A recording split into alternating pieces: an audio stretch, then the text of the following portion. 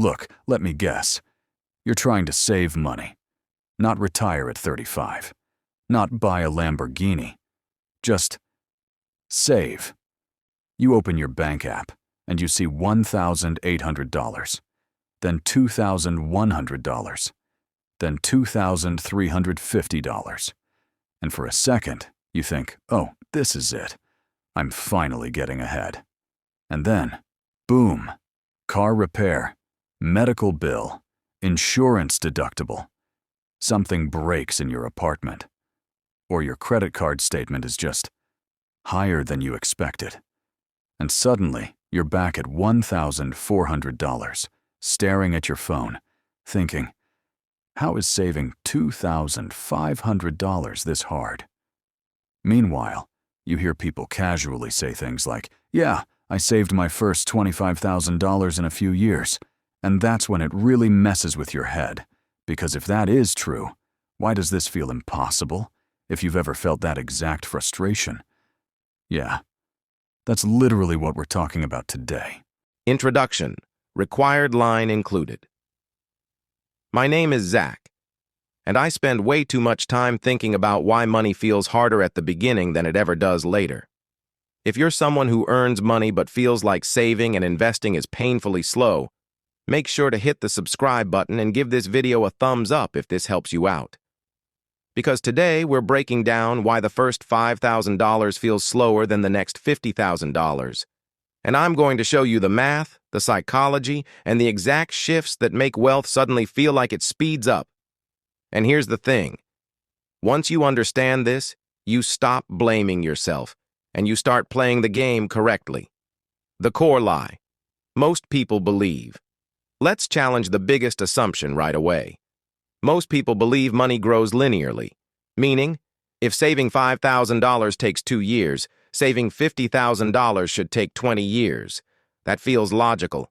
It is also completely wrong. Money doesn't grow in a straight line. It grows in phases, and the first phase is brutally slow. Here's what most people don't realize. The first $5,000 isn't about money. It's about friction. And friction is what makes everything feel impossible at the start. The reality most people are living in. Let's ground this in reality for a second. According to the Federal Reserve's survey of household economics, around 37% of Americans can't cover a $400 emergency without borrowing money or selling something. That means over 1/3 of people are one unexpected expense away from debt. So when someone says, just save $2,500, they're not talking about spare money. They're talking about building stability from zero. And that changes everything. Why the first $2,500 is survival money. Here's what most people don't realize. Your first $2,500 isn't savings. It's shock absorber money. It's the difference between using a credit card, paying cash, stress, spiraling, staying calm, panicking, thinking clearly. Before $2,500, money is reactive. You're not planning. You're responding. Every unexpected expense doesn't just cost money, it resets progress. That's why this phase feels exhausting. The invisible tax on having no buffer. This is where it gets really interesting. When you don't have savings, life becomes more expensive. Not metaphorically, literally. You pay higher interest rates, late fees, penalties, convenience costs, bad financing terms. Example, let's say your car needs a $900 repair. If you don't have savings, you put it on a credit card at 24% interest. You make minimum payments. That $900 quietly turns into $1,200. Plus, if you do have $2,500, you pay once, you move on. No interest, no stress spiral. So being broke isn't just a lack of money. It's a multiplier working against you. Why this feels like a discipline problem, but isn't. Now, you might be thinking, okay, Zach, but I still feel like I should be doing better. Here's the thing. When you're below $2,500, your brain is under constant financial stress, and stress changes behavior. Psychologists call this scarcity mindset. When resources feel scarce, you think short-term, you get mentally exhausted faster, you make more impulsive decisions, you give up sooner.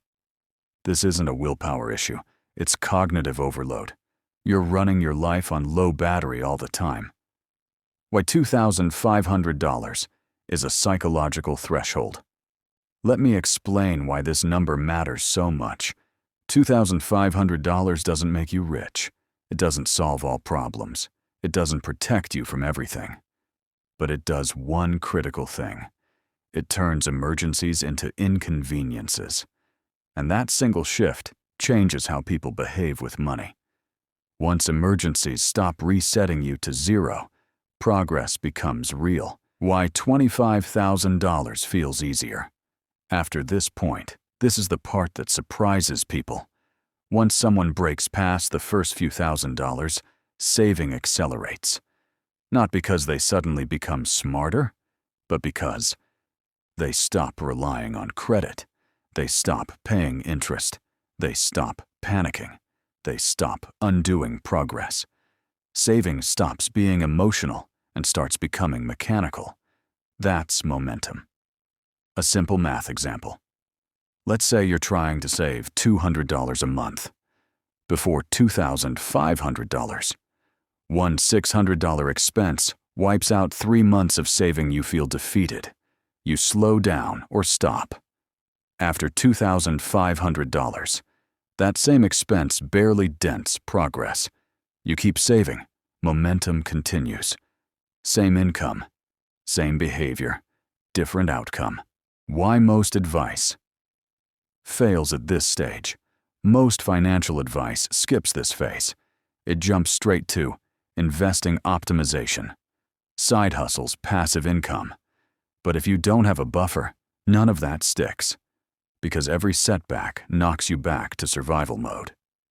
The real goal that no one talks about. Your first goal isn't investing. Your first goal isn't maximizing returns. Your first goal is financial stability. And stability starts with enough money to absorb reality. That's what $2,500 represents. Actionable steps you can use immediately. Step 1. Shrink the goal. Stop aiming for $2,500 emotionally. Aim for $100, $250, $500. Momentum matters more than milestones. Step 2. Separate the money. Your savings should live somewhere inconvenient. Different bank, different app, different mental category. If it's easy to access, it's easy to spend. Step 3. Identify the leaks people lose money through. Subscriptions, convenience spending. Small purchases